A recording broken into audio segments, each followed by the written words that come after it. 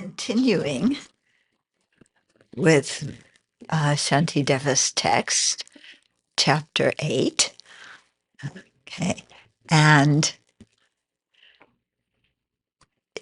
it's the chapter on meditation. He's dealing with equalizing, exchanging self and others. And so we got through the first part of the text where he completely clobbered our attachment. Yeah. And now we're on the part where he's saying that we really here's what the practice is. Yeah, now that we've kind of dealt with attachment, although attachment doesn't go away and get dealt with forever until you at least start getting to the path of seeing, which is a ways away. So, yeah. And so I'm in the middle of taking a detour there, going into quite a long explanation about the equalizing part. Yeah. We went through equanimity a few weeks ago, equanimity, equalizing friend, enemy, and stranger. Yeah. And then here, the equalizing is equalizing self and others. So that's what we'll be going into today. I've been following an outline of a teaching that Chodron Rinpoche gave many years ago about this text that I learned from Sencham Sirpagam Rinpoche. So, yeah, it's pretty potent. So let's start with visualizing the mirror field in the space in front and ourselves surrounded by all the sentient beings, and thinking that we are leading the sentient beings in taking refuge and generating bodhicitta.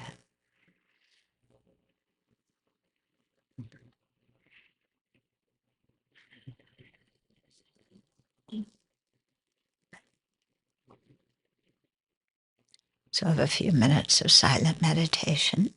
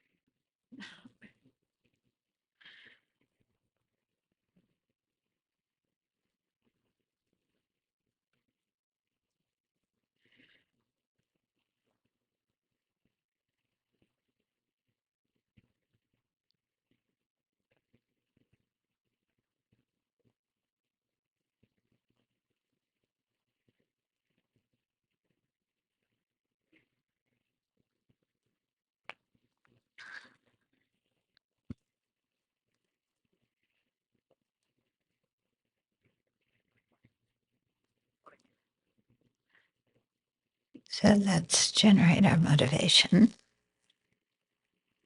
And especially here at the beginning of the Shikshamana course, to recall that we're listening to teachings not simply for our own benefit, that our Dharma practice is not about my practice, my meditation, where I want to go. If people are noticing me, where I sit. Okay, we're not doing our Dharma practice for the benefit of ourselves alone, especially not for the benefit of a self that we misapprehend as inherently existent.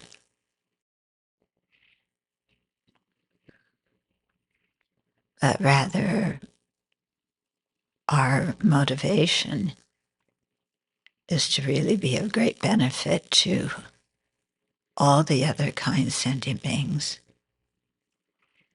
And the best way to do that is to attain Buddhahood And in order to attain Buddhahood, we have to think about teachings. And to think about them, we have to hear them and learn them. It's not just a question of closing our eyes and making up some kind of meditation. So with that compassionate motivation, then let's share in the Dharma this morning.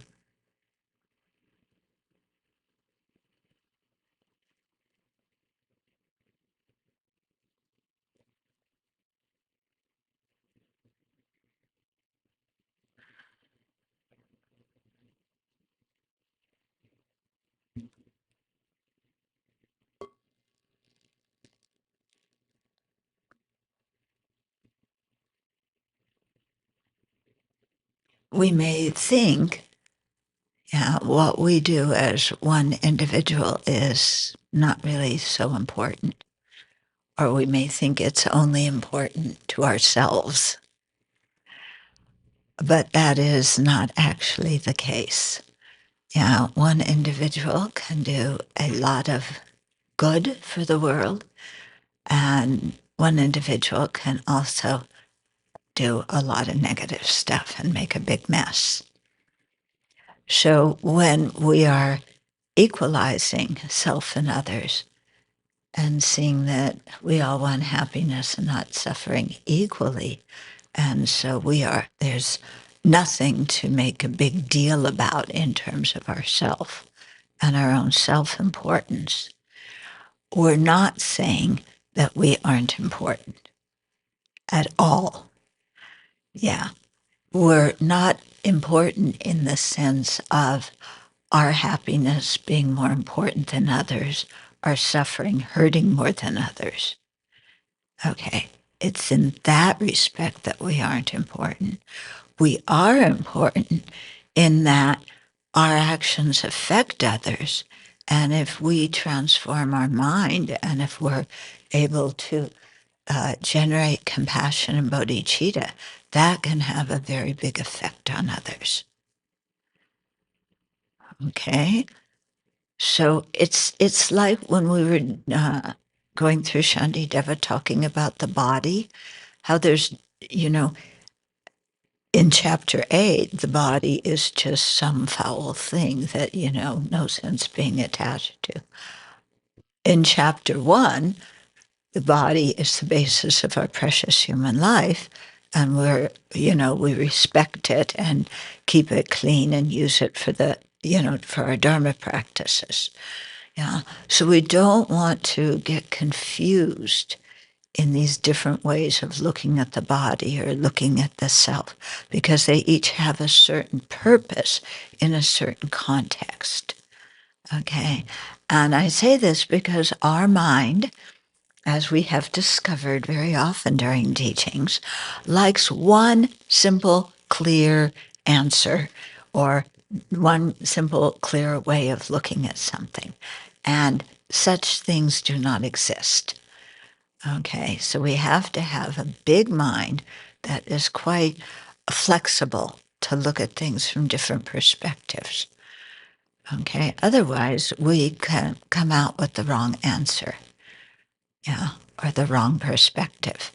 For example, some years ago, an old Dharma friend was telling me how she had done a lot of meditation about the faults of self-centeredness.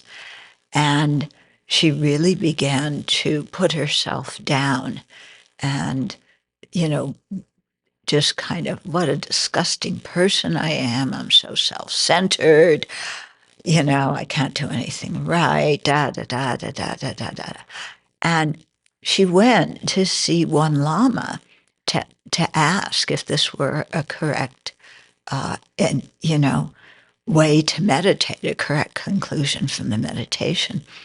The Lama did not speak English, so there was a translator there. Okay, so when she said, am I meditating correctly by thinking, I'm just so selfish and how terrible I am and everything. The answer came back was, yes, you are meditating correctly. And that made it really worse for her, because she thought, well, the conclusion I'm supposed to come to is I really hate myself. I'm a horrible, selfish person. And when we were talking, I said, this is a translation problem, because, the Lama did not understand the question, probably because of the translator, but also because of the cultural difference, because the Tibetans do not have the same kind of self-hatred and I'm worthless that, people who grow up in a Christian culture have. Yeah. So he didn't understand really what she was asking. So we talked about it, and I tried to explain, no, it's not that we're bad for being self-centered. The self-centeredness is our enemy, and it afflicts us, and we want to get rid of it because it isn't us. It isn't part of us, but it makes us quite miserable. Yeah. But to do this, we have to respect ourselves and care about ourselves. That this thing of, self-flagellation, I'm so awful, is that's not the right conclusion from the meditation. And that's not the right method to use to conquer the self-centeredness. Okay, so that's just one example of how we so easily misinterpret things.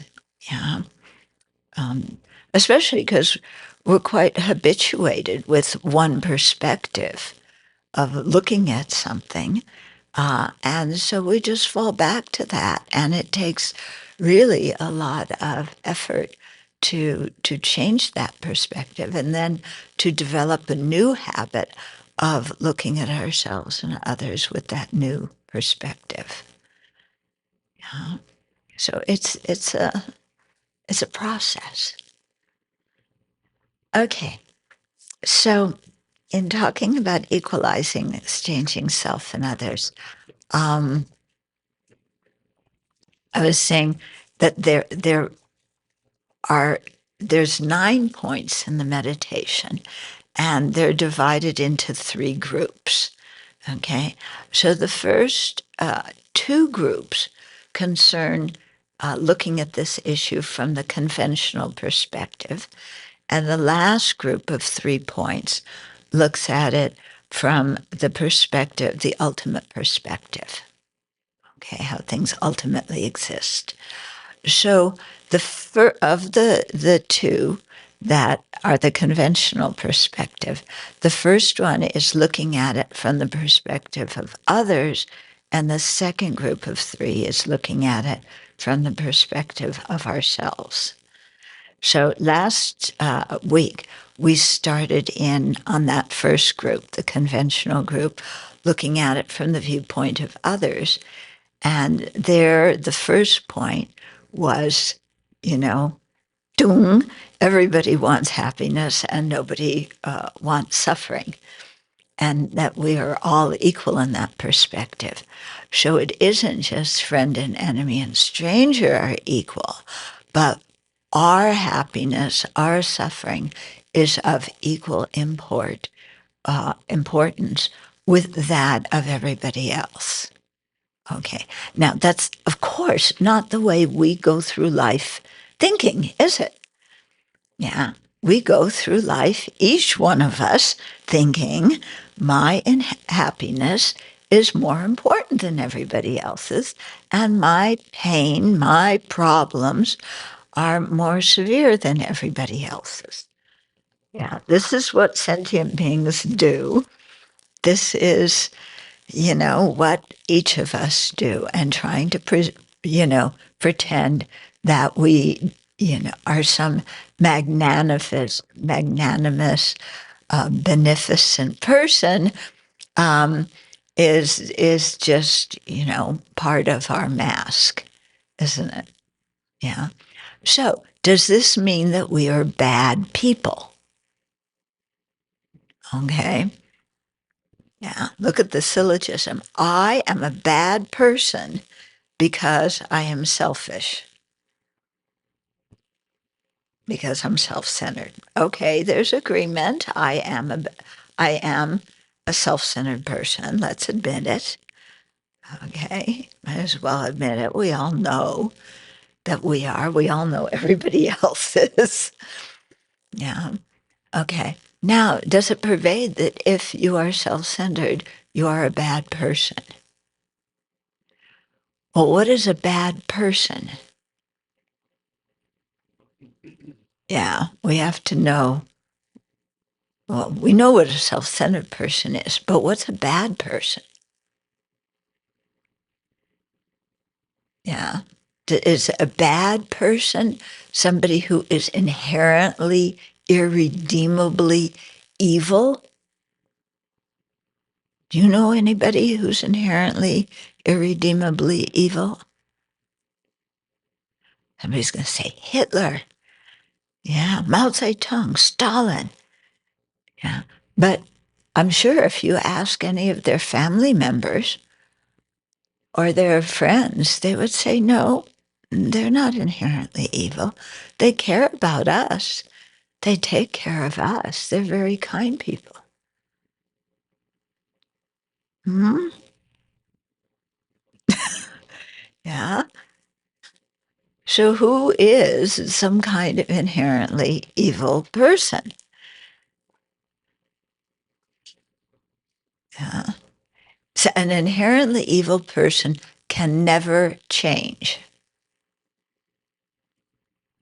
Okay. So that means that before the Buddha became a Buddha, he must have been an inherently evil person who could not change, because if you're inherently existent, you can't change. You're permanent. Okay. So if the Buddha were permanent, how could he, as a sentient being, when he wasn't a Buddha, how could he have become a Buddha? Are you getting what I'm saying? Yeah. So, okay, the Buddha, before he became a Buddha, when he was still Siddhartha and in his beginningless lives, yeah, he was a screwed up person like us, you know. So, I'm sorry, I'm speaking about myself. Don't get mad because I'm telling you this, okay? I'm not a screwed up person. Speak for yourself and the Buddha. Uh, yeah. So, but the thing is, everybody has the Buddha potential. Everybody can become a Buddha. So, who is inherently evil? It's impossible to have an inherently evil person. Such a person is as existent as rabbits' horns and turtles' mustaches and weapons of mass destruction in Iraq. They're all totally non existent. Okay. So, how can we say I am an inherently evil person because I am self centered? Yeah. Just because somebody's self centered doesn't mean that they are hopelessly, irredeemably messed up, And I say this because in our culture, when we talk about shame, the negative kind of shame, it has the feeling of shame has a feeling like something is inherently wrong with me and that's who I am. Yeah. But we see that, that can't be. An inherently evil person does not exist. Yeah. So don't start putting yourself down when we say everybody wants happiness and to avoid suffering equally. Yeah, but I think I'm more important than everybody else. It's just the truth of the matter, but it doesn't mean we can't change. Yeah. if we couldn't change, then what's the use of the Buddha teaching the Dharma? Yeah, if we are hopeless and helpless, why would the Buddha have spent so much time practicing the path and becoming enlightened if he couldn't help anybody else because we are inherently, irredeemably messed up? Okay. And why would he have spent all that time teaching? And why would the whole lineage have passed down these teachings? Okay, so this is important to think about because we can really sometimes we shoot ourselves in the foot sometimes by the way we think, and so it's quite important to look at this and stop shooting ourselves in the foot. Mm? Okay, so everybody wants happiness and to avoid suffering equally. Yeah. One of the ways I found very helpful to meditate on that is to start out getting in touch with my own inner wish to be happy and not suffer, and really feeling how strong that is. Yeah.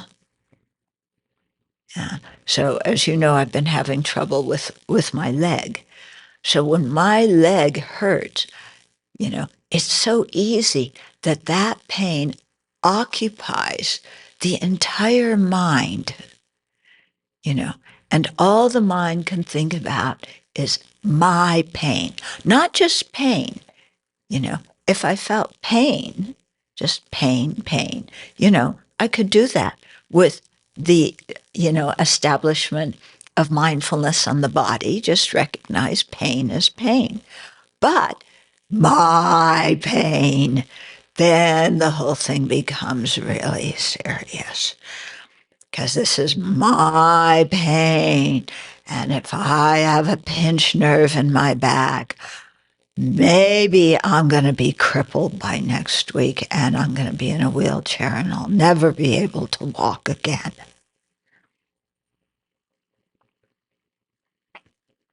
Yeah? So you go from when we focus on ourselves, it's one small thing, and we quickly go to an extreme. Okay, we are extremists at heart. Yeah. And we project the worst case scenario. Yeah.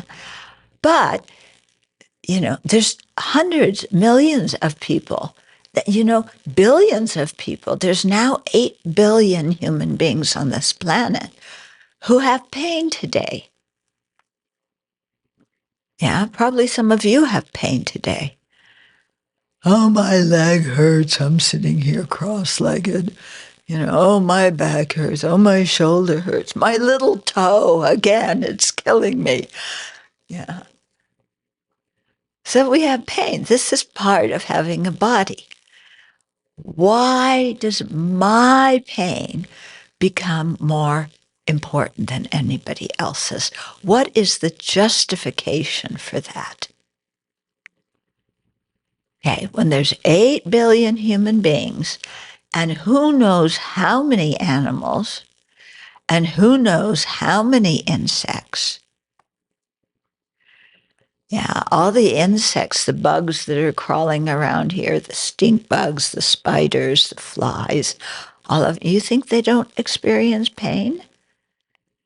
Yeah, when we move them, when we don't look where we're putting things, they don't experience pain. Of course they experience pain, but we don't think about their pain. Their pains, they're only a bug, not important. Yeah. My pain is important, more important than anything else. Why? Because it's mine. Okay. So I asked Lama Yeshe one time, I said, well, what is it that makes it mine? Yeah. And he quoted Shantideva, and he said, just familiarity. Yeah, just familiarity with this body. And my mind, this was many years ago, went, no, it's not just familiarity with this body, because it is my sensation. You know, there's some special link between me and this body, which is mine. And there's this special link, that I am completely bound to this body. So whatever happens with the body is me. Okay. So I'm still chewing on what Lama said, and I'm still chewing on what Shantideva said. But what I have realized is that if I'm grasping this body as me and mine so strongly, I'm creating the cause to have a horrible death. Because at the time of death, I separate from this body. I mean, this body is just a bunch of vegetable glue. Yeah, that you're going to dig a hole in the Manjushri meadow. You're going to dig a hole and throw it in. Yeah, you're going to wrap it in this robe and throw it in. That's all. No box, nothing. Throw it in. Let the worms have lunch. That's all. So, why am I clinging to this so much now? Yeah. And that's really something to puzzle over. Why do I cling to this? It's clearly not I or mine, because if it were, there could never be any separation from it. But, by this evening, I could be dead and separated from it. And this body isn't the one I was born with anyway. I was born with some small body, 8 pounds, 2 ounces. Yeah, not this body. And this body doesn't have any of the stuff that newborn had. All the molecules and atoms in it have changed. So, what's this identity with the body all about? If what I'm identifying with isn't even the same thing as I was grasping onto, all these years before.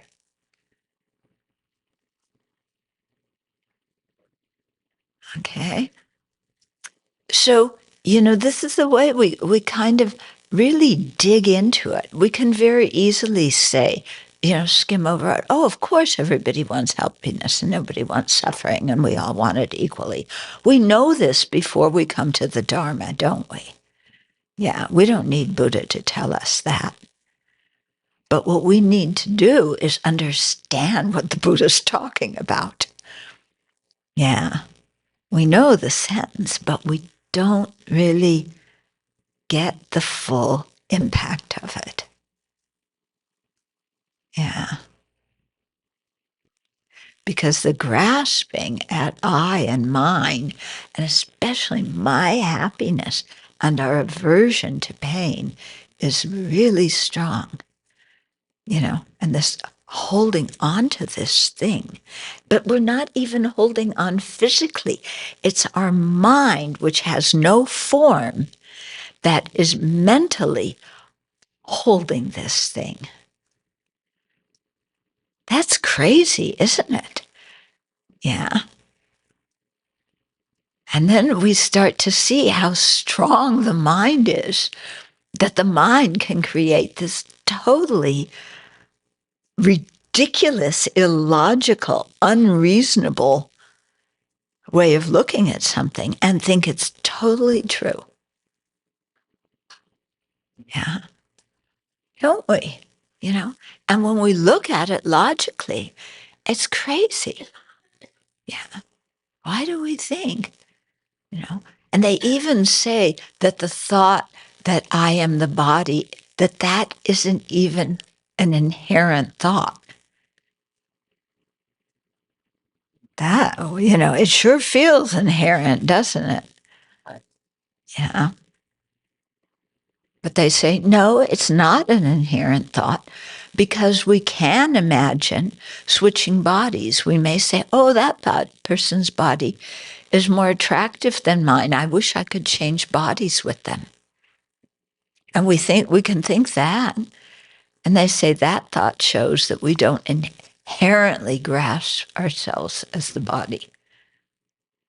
But it sure feels like it, doesn't it? You know?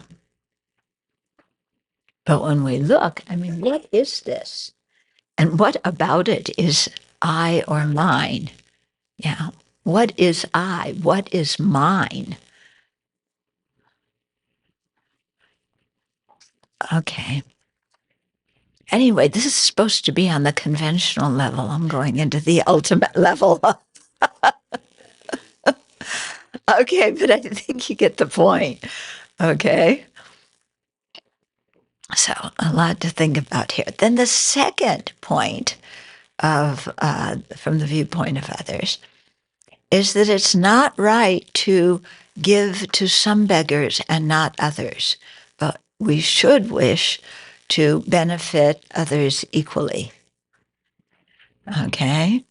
So when it comes to helping others, yeah, it isn't, why are we partial towards some beings want to help them and other beings we don't want to help them? If we're partial towards other sentient beings, then of course we're going to be partial towards ourselves. Yeah. But why? Why, do we think, oh, I want to give to these people and help them, but I don't want to give to those people? Yeah. It's quite interesting to examine. Some of you have been to India. You know what it's like when you're standing there with about 10 beggars all crushing around you. Yeah. Saying bakshish, memsa, bakshish, and pulling at your robe, and you can't move. And you know that they're from the village, that they are not actual beggars. There's real beggars, and then there's people from the village who are poor, who come out whenever there's a big Dharma event. But they aren't the professional beggars who go around. But then why should we give to the professional beggars too? These people from the village, they have an income. Okay, they're poor, but they have an income. Why should I give to them? Anyway, they're pulling at my clothes and it's driving me crazy. Yeah. I want them to stop touching me. I'm just trying to walk down the street. Can't you leave me alone? Yeah. Okay, so there's that not wanting to give. Then there's the professional beggars. Yeah. Well, in one way, they're really worse off than the village people who come. Yeah. Because the village people who have a home, they're poor. But the professional beggars kind of travel around and, they can't walk. The village people can walk, but these people can't walk. You see them pulling themselves along the ground or, hobbling here or there, whatever, and they're very often dirty. Okay. But we don't want to give to them either because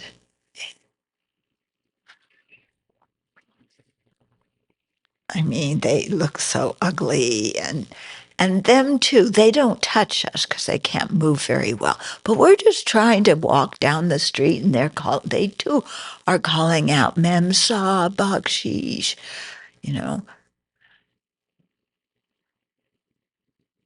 Who do we want to give to? Well, our friends. Yeah. If our friends are sick, yeah, we want to help them. If our friends need some money, we'll loan them some money. Yeah. Our family, we want to help our family. Yeah. Give some money to our parents, make sure they're okay. Yeah. And they're worthy. They're worthy of my generosity because they brought me up and they gave me a lot as a kid. Yeah. But these other people, okay. Anyway, my parents or friends are usually from my country. So that makes them better. Yeah. These other people, they're from not from my country. They're different.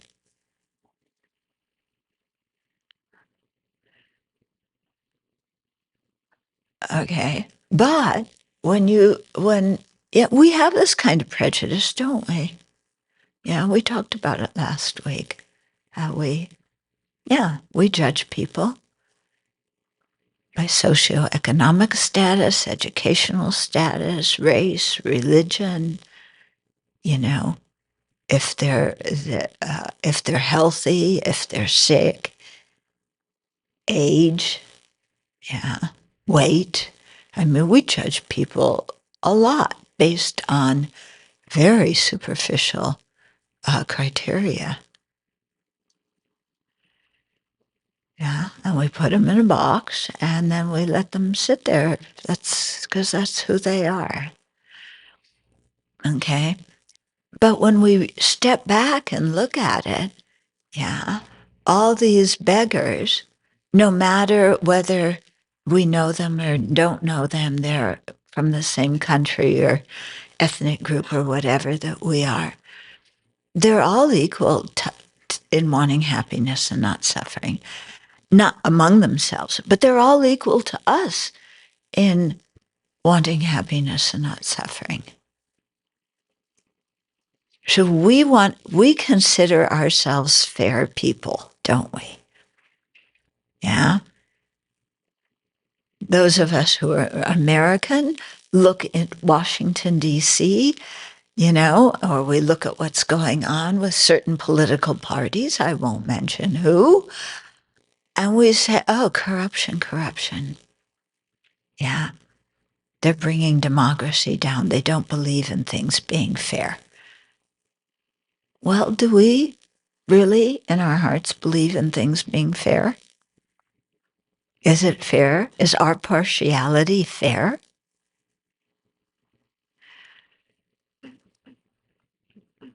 Okay. So it's very interesting, isn't it?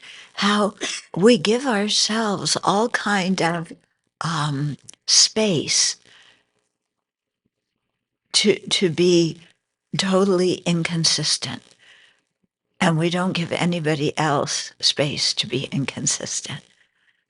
But human beings, we who are under the influence of afflictions are consistently inconsistent.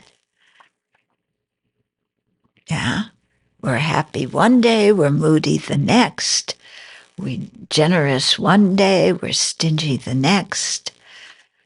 Yeah, we're happy to join others in a project one day. We don't want to even look at them the next. But that's okay.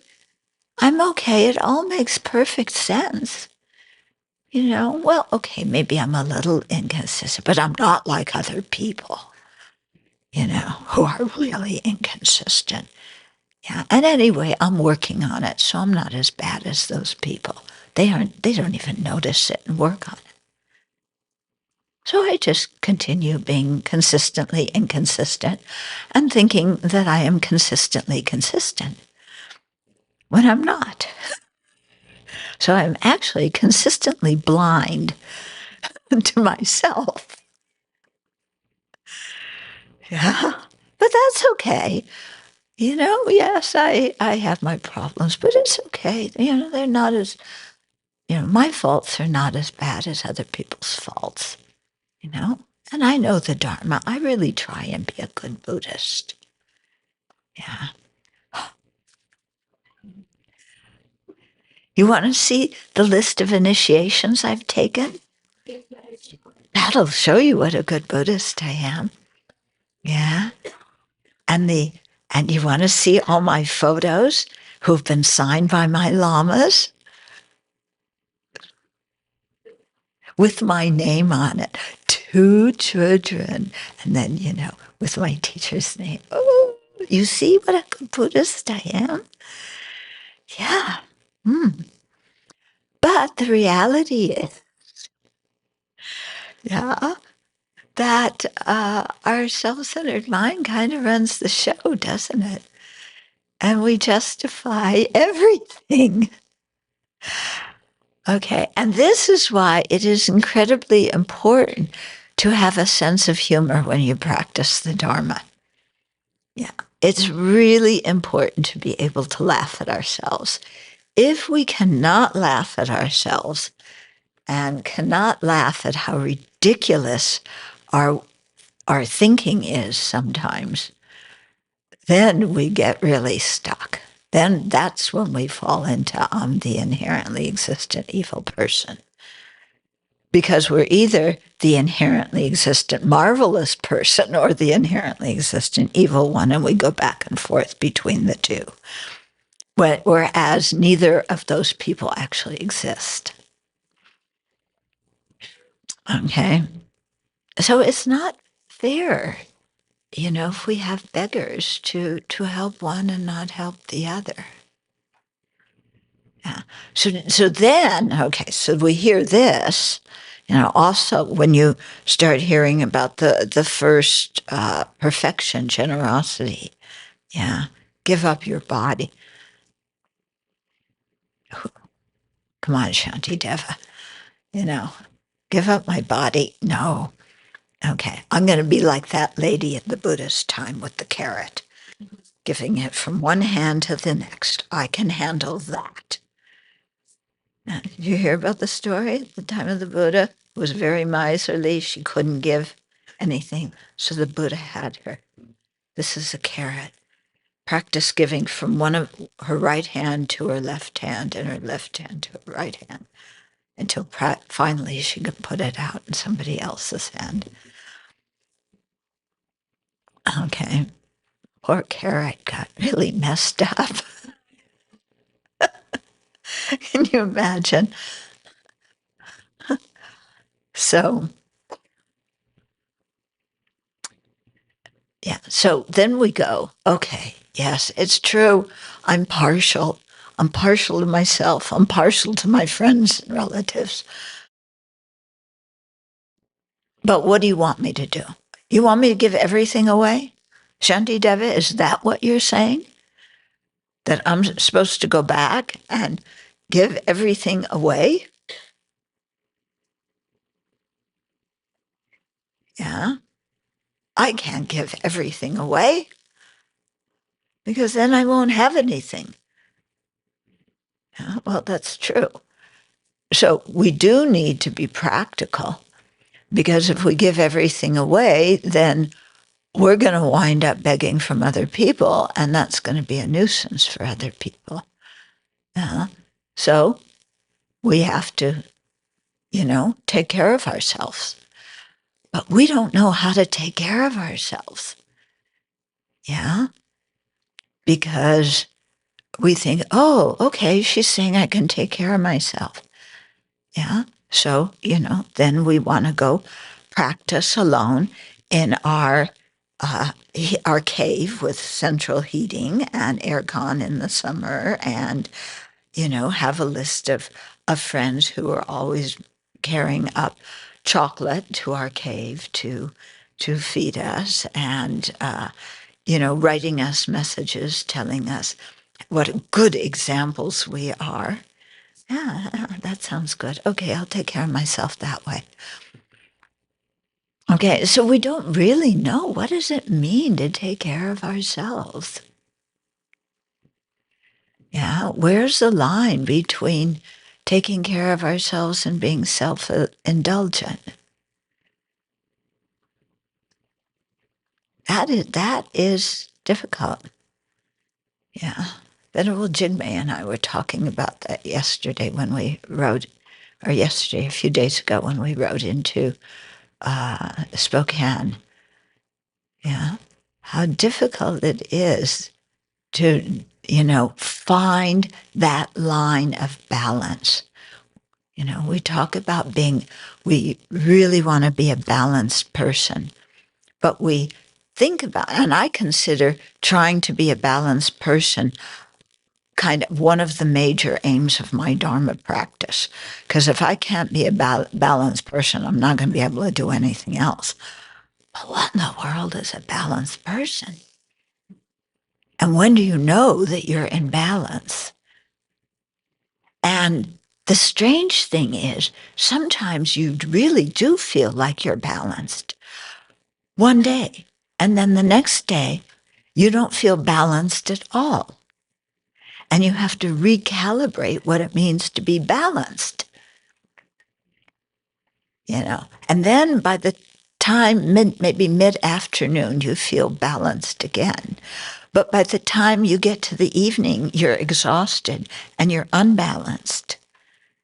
And then, okay, so tomorrow morning I'll sleep and then I'll wake up, I'll be balanced again. You wake up. Yeah. But you're still imbalanced, maybe over something different than you were unbalanced about the previous evening. Yeah, because you had a whole night to sleep on me, I, my, and mine, and make a big deal about something about yourself. Yeah, even in your dreams. And then, I don't feel very balanced this morning. I mean, we think that being balanced is like some predetermined, very clearly delineated line. Okay, this is imbalanced, this is balanced. Here's the line right there. And I'm going to be right, or no, here's imbalanced self-indulgence. Here's imbalanced ignoring myself and hating myself. So I'm going to be right on the line there. I'm going to be nice and balanced. Yeah, but it's not some predetermined, already determined line of between balance and imbalance that you just have to find, and then you're going to stay there the rest of your life. Because we are affected by causes and conditions. So whatever is balanced today, you change one little condition and you become imbalanced. Yeah. You're balanced this morning, and then you come to lunch. Yeah. And by the time it's your space in line, all the broccoli is gone, And you need broccoli because it has calcium and for your bones. And those other people took the broccoli. Oh, but there's chocolate on the dessert table. So forget the broccoli. I'll just eat some extra chocolate. Yeah. So we just, we get unbalanced like that, don't we? Yeah. And we swim to flip-flop. Yeah. But we think we're quite consistent people. Yeah. But actually, I've thought about this. Some people, well, I used to think about this in this way. I had one person who was quite balanced. And, every day I saw her, we roomed together for a while, I would know who I was meeting the next day because she was quite, kind of balanced and a very caring person, So it felt very safe and nice. And I knew every morning I was going to meet a night person, and this was my idea, and we were working together actually to set up the Abbey. And I thought, this is great, and this is who she is, until she said, no, she's not going to help me to work on the Abbey anymore because she has some health problems. What? But you're consistent, and you said you would, and yeah, you're not supposed to have health problems. What are you doing having health problems? Yeah, you're supposed to be helping me. Okay. So finding, we think somebody else is totally balanced, and we know who we're meeting every day when we see them. We don't even know who we're meeting with ourselves every morning when we wake up. Yeah. Okay. So if you don't believe in impermanence, maybe this is a good way to meditate on it too. Yeah. Everything's changing all the time. Yeah. So instead of relating to everything as if it were fixed and permanent, we need to know how to be flexible. Yeah. Okay, so that's the second point. It's not right to give to some beggars and not others, but we should wish to help people equally. Yeah. But that doesn't mean we give everything away. And that also doesn't mean we don't have any discrimination in terms of who we give to, who we practice generosity with. Okay.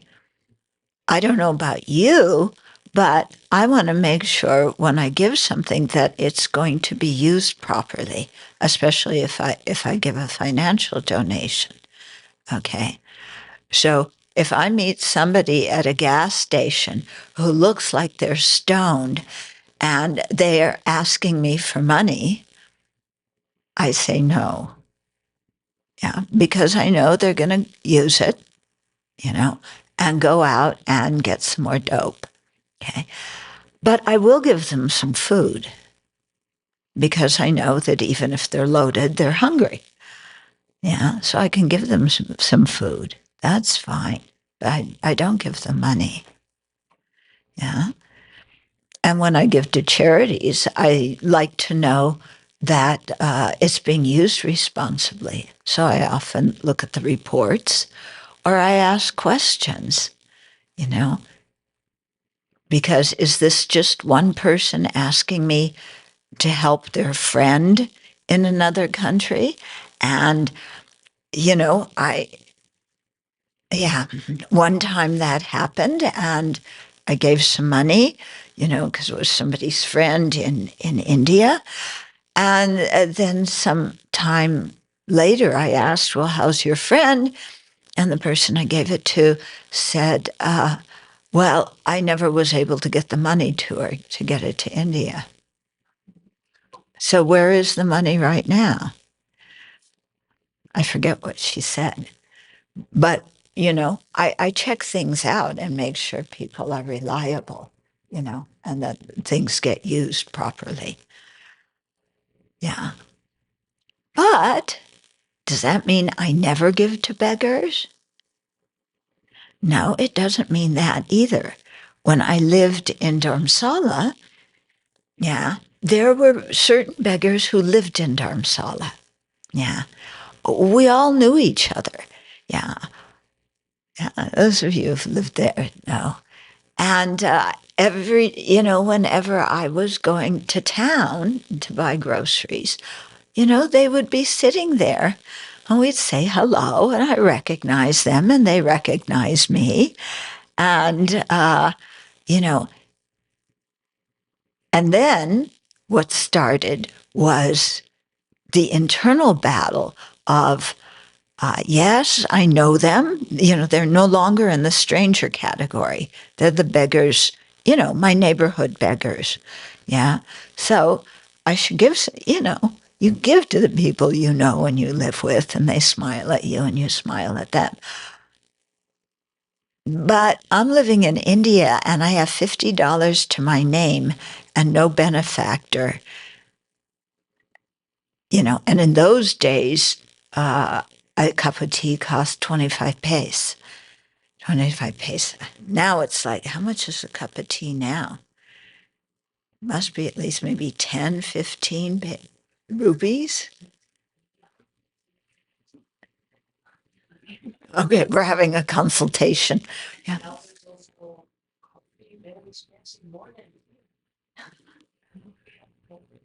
Yeah. And tea? How much is a cup of tea? You guys drink coffee, you don't drink tea. Right. Huh? Okay, well, here you're not drinking coffee. We are practicing real asceticism. Yeah, Abbey. So don't think, you can have your own jar of coffee under your bed in your room. Okay. Yeah, but it's much more expensive. But those days, 25 paise, I had to fight with myself to give 25 paise so somebody could have a cup of tea. Because my mind had all sorts of reasons. If I give this money, then I won't have, and how am I going to eat? Yeah, but how are they going to eat? I still have more money than them. I can go and afford a cup of tea. Yeah, they can't. And I don't have leprosy, and most of them did.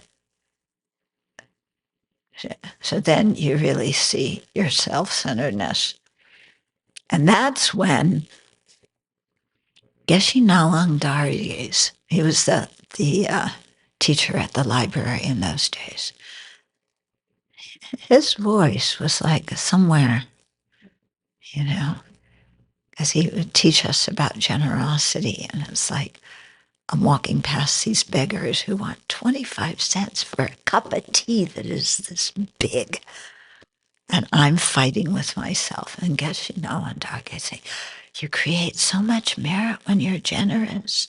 And I'm going, but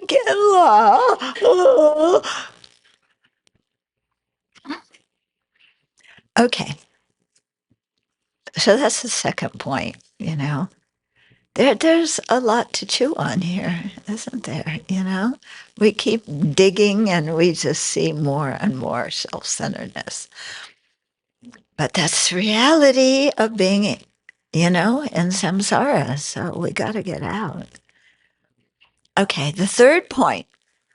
It's not right to treat some patients and not others, but we should wish to remove all suffering equally without thinking of helping some and neglecting others. Yeah. So similar, but a little bit different. The beggars are asking for something. The patients also are asking for something, but it's a different kind of circumstance. But why do we want to help some sick people and not others, and not benefit everybody equally? Well, if you're my relative, if you're my parents, if you're my best friend, if, you're somebody I've known for a long time, if you are my pet dog or pet cat, you are extremely important and I will help you. Yeah. And the way we are with our pets in this country, it's amazing. Yeah. Really. I mean, people sometimes, they sign up to come to a retreat and then, I have nobody to take care of my cat. I can't come. Yeah. Or my dog, doesn't feel well today. I can't come. Or, we pray a lot. We do a lot of dedication for pets. People write us and, their pet pig, their pet parrot. Yeah. So pets, they're part of our family, aren't they? I know in my family, the pets were definitely part of the family. I call my parents and we talk about how the pets are. Yeah, seriously. Yeah. Then we get around to gossip about the other relatives. But the pets, you know, oh, Jody was the dog. Oh, Jody did this, Jody did that. Well, Maitri did this, and Karuna and Upeka did that. Yeah, and Mudita. Yeah. Okay. But the point here is, why do we favor some people who are sick and not others? Yeah. So there are, we do have certain social obligations. Okay. What this thing about equalizing friend, enemy, and stranger, and equalizing self and other, it doesn't mean that we treat everybody exactly the same, because there are conventional social relationships. Okay. We've had people come up here who just show up and they want to move into the Abbey. Yeah. And it's like, who are you? Yeah. And some of them have the last one had some pretty extreme mental problems. Yeah. And this isn't the place for him. He was not going to get well staying here. Yeah. And so we wish him well, but in your application, how you have an emergency contact and a safety net. So we called his safety net. It was his father, and his dad came and picked him up. Yeah. Because he needed the kind of help that we couldn't give. Yeah. So it doesn't mean you treat everybody the same. Yeah, we don't go down to Spokane and say, oh, all the beggars can come and live at the Abbey, because the Abbey is not, it's not a shelter. It's a monastery. Yeah. So you have conventional things and, conventional ways of relating to different people according to the external circumstance. But what it means is, in our hearts, we care equally for somebody. So even though, the man who came, remember the man who came in the middle of the night and set up his tent outside? And Venerable Thubten goes out in the morning, and there's somebody camping here who wasn't there last night. And, he just kind of showed up. His ride dropped him off, and he pitched his tent. And, he wants to stay here. Well, we try and have compassion for those people. But again, we can't, open our doors to everybody.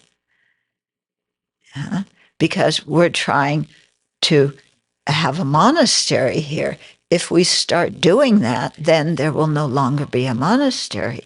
And we think the mission of having a monastery is something that is really beneficial for everybody in the long term. Yeah. So we have to have certain parameters for that. But that doesn't mean we don't like anybody else. I think you packed him some food, didn't you?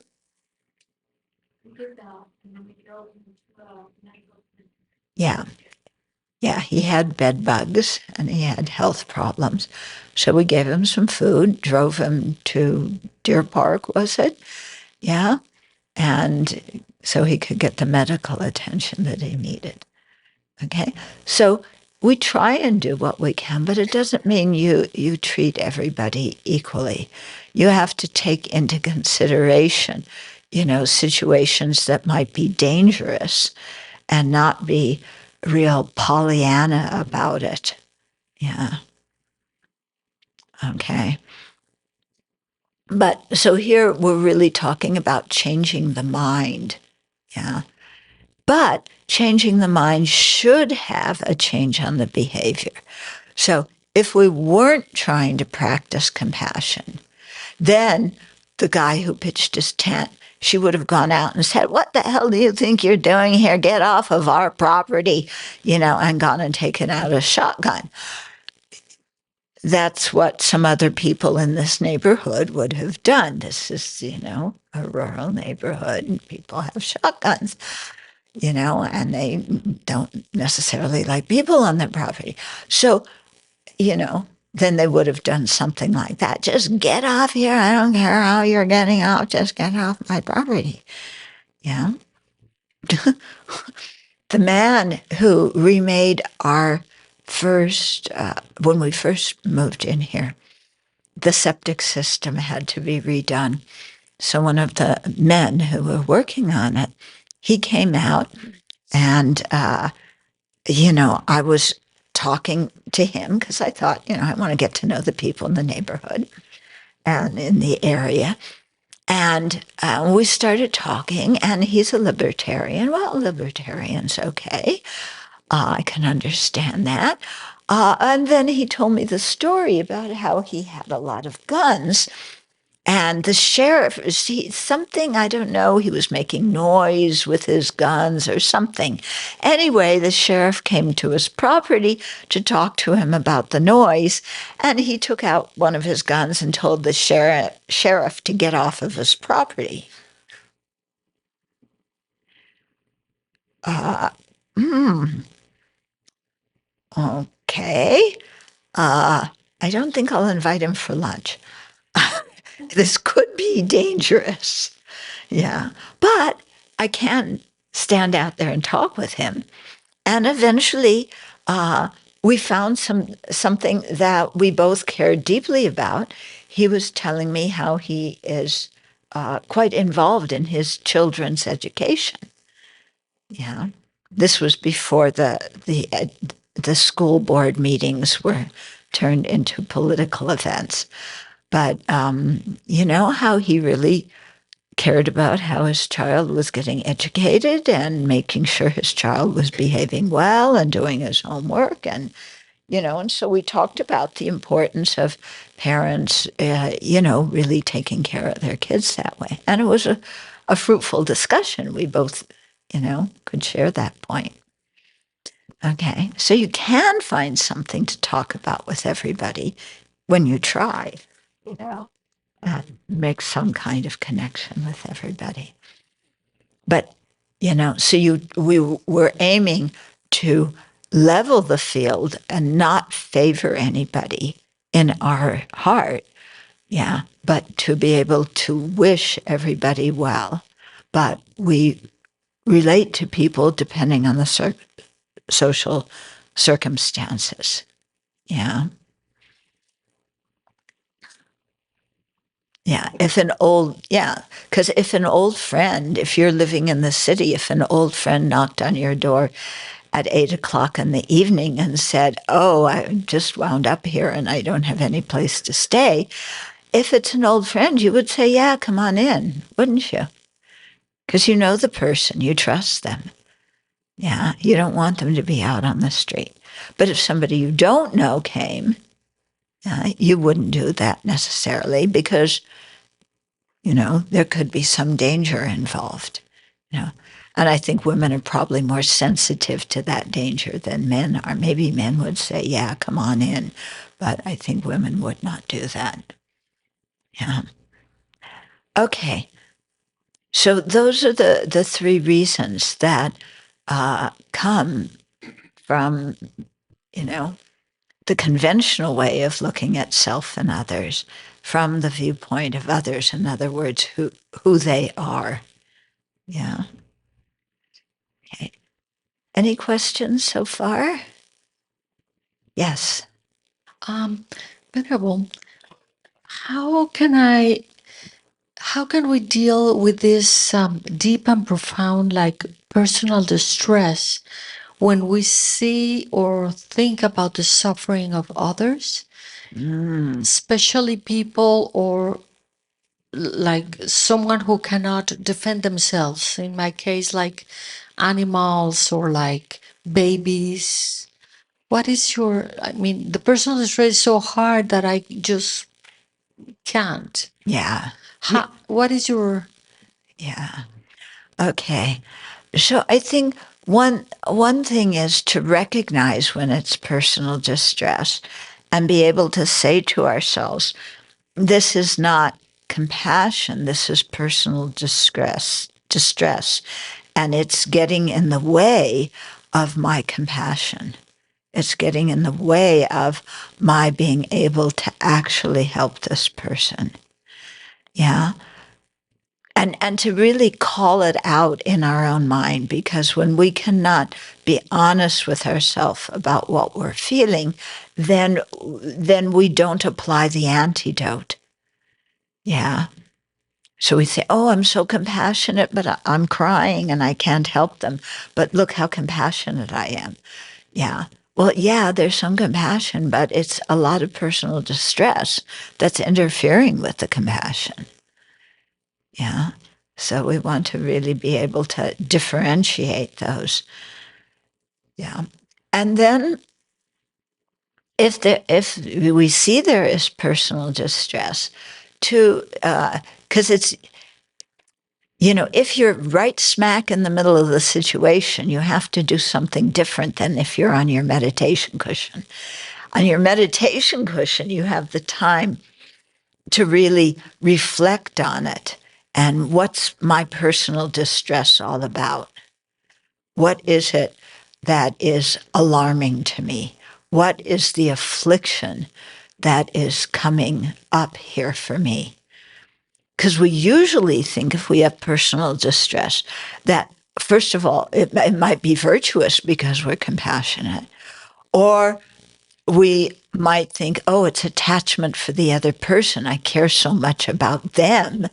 I'm so compassionate towards them that, that's my personal distress. But I don't know about you, and this is for you to research.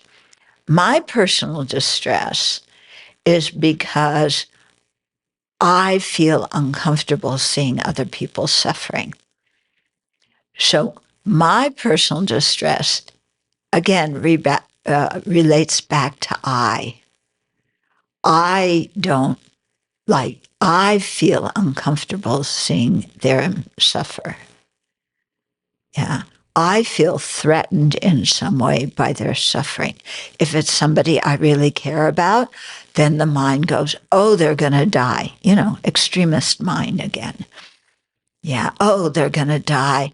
And then how is their death going to affect my life?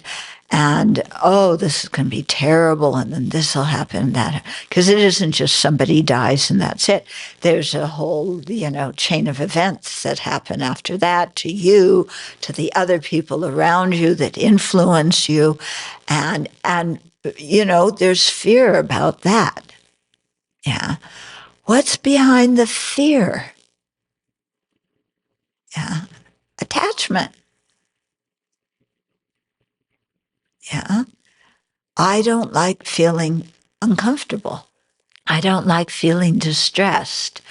So if I can make the object that makes me feel distressed disappear, then I can recover from my distress. Okay?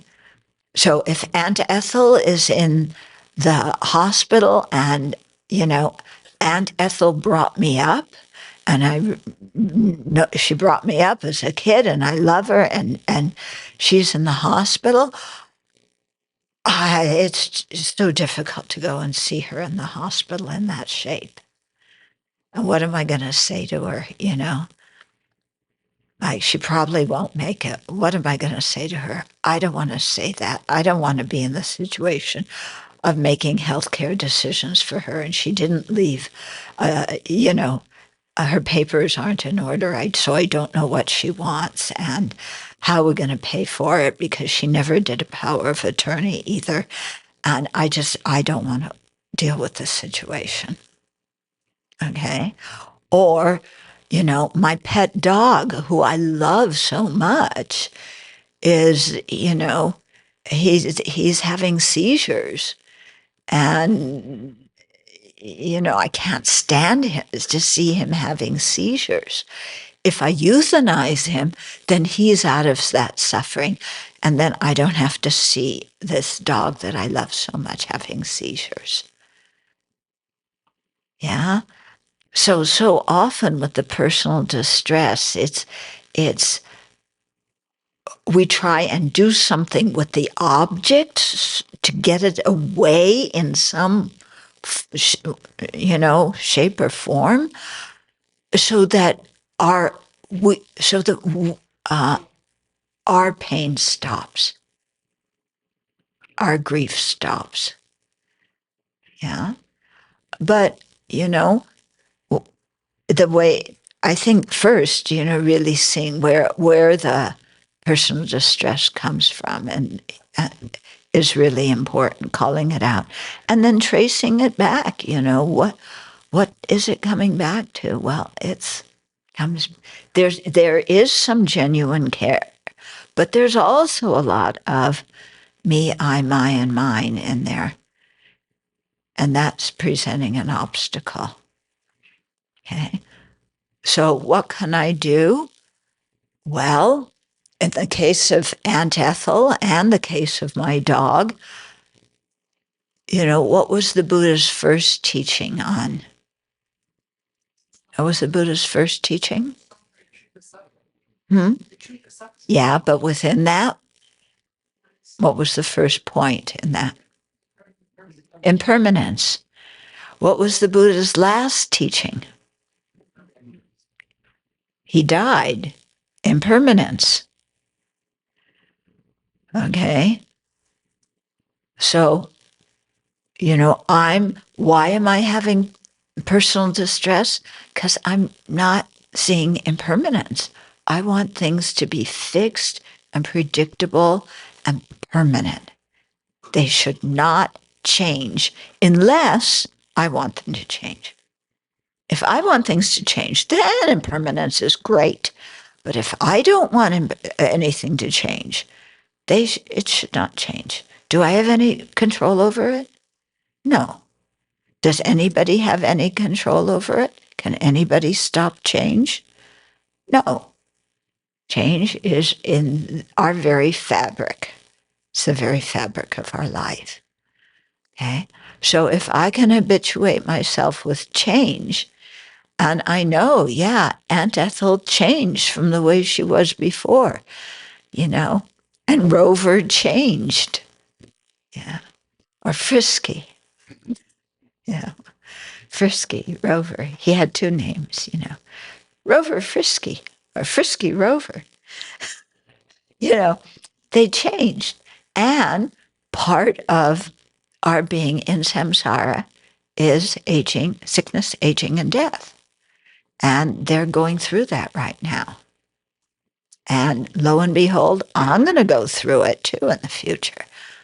So I better get accustomed to this and realize that this is part of what my life is about. It's like the water the fish swims in. We swim in impermanence. Yeah. Birth, aging, sickness, death, not getting what we want, being disappointed when we get it, taking rebirth again and again. Yeah. So I better get used to this because this is the reality of my life. And if I don't like this situation, then I better practice the Dharma and get out of it. And so then you use the situation to increase your determination to be free. Yeah, your renunciation of the dukkha of samsara. And you use it to increase your compassion, because not only have I got to get out of this, but wouldn't it be nice if Aunt Ethel were able to get out of it? So in future lives, she didn't get born in aging, sickness, and death. Yeah. And so we use the painful situation to increase our Dharma understanding. And that Dharma understanding actually powers our compassion. Yeah, because then the power, the dukkha that we have compassion for isn't just the ouch dukkha of what they're going through right now, but the whole dukkha of being under the influence of afflictions and karma. And that's a much deeper kind of dukkha. So the compassion for that has to be stronger. Okay, so we use it.